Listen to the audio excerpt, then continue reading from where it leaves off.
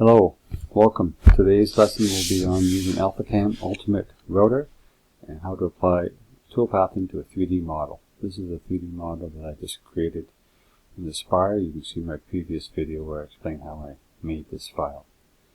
When it first comes in, it may look like that. That's how a mesh file, an STL mesh file looks when it's made. And if I want to have a nicer view of it, the smooth view, I can turn on the shading.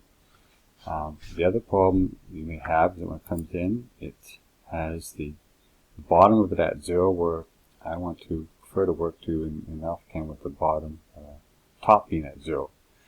So we need to move that over. So the way I do that, I go back into my ISO view, and there's a tools up here under 3D STL utility called Create Enclosing Rectangle. So it's going to ask me to select the STL file, which I do, and say finish, and it's now created this file, this geometry that goes all the way around.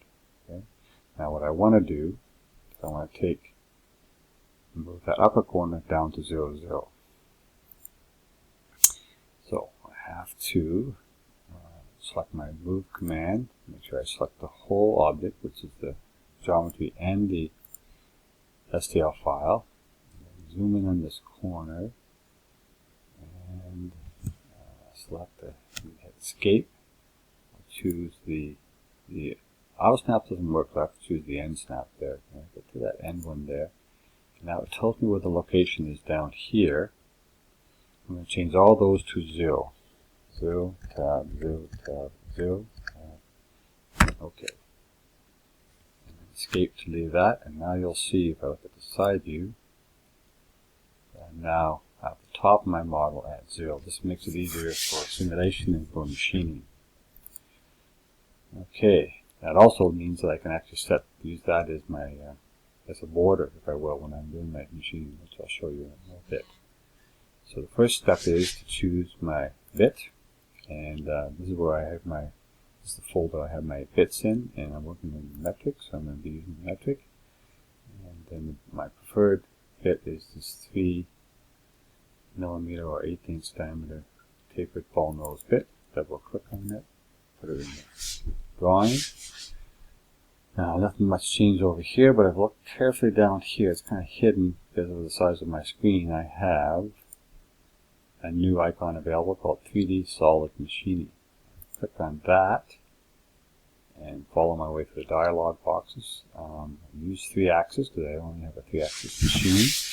I choose Finish Machining. I could use Rough Machining, which is maybe I'll show you another time, but right now I'm going to just go straight to Finish Machining.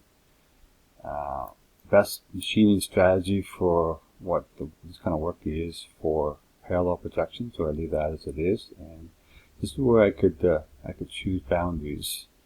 So I'm going to select that maybe at this point, and I'll use that. I'll be able to choose that outside boundary there to end my object. It asks me to select the boundaries, and I'll need to highlight that. Finish, and now I go into the rest of my options. My tools, I'll leave them the same. My tool settings. This stock to be left in X and Y and Z, that's what I would use if I was doing rough machining, so I can leave a little bit of stock behind for my ball nose to take the rest of it out. I safe wrap it, typically at 25mm or 1 inch if I'm imperial, and 5mm, 1/4 inch if I'm in imperial. Don't need any coolant because I'm not cutting metal. Say OK to this, and we'll leave most of these options the same. This here,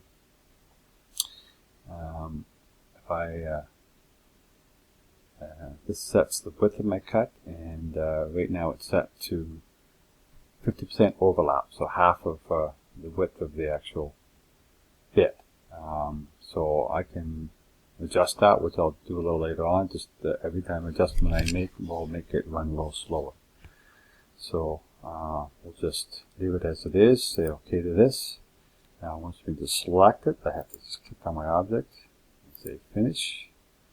And now it's created this toolpath, the new lines, as you can see at the top of like that.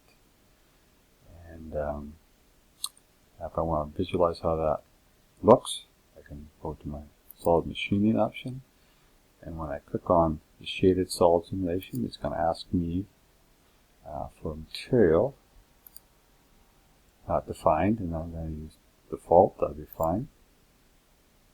Now I can choose this option here and slowly watch it machine. I can speed it up a little bit faster.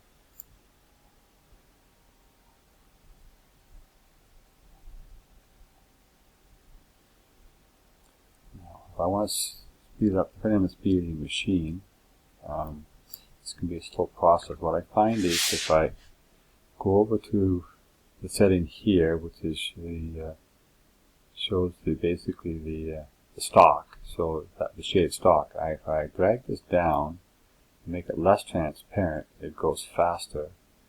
If I drag it way down to 0, it can go quite fast. Just can't see what it's doing as it's going along there, but any time you can drag it back up again, you can start to see where it's not getting into the lettering. And drag it back down again to speed it up.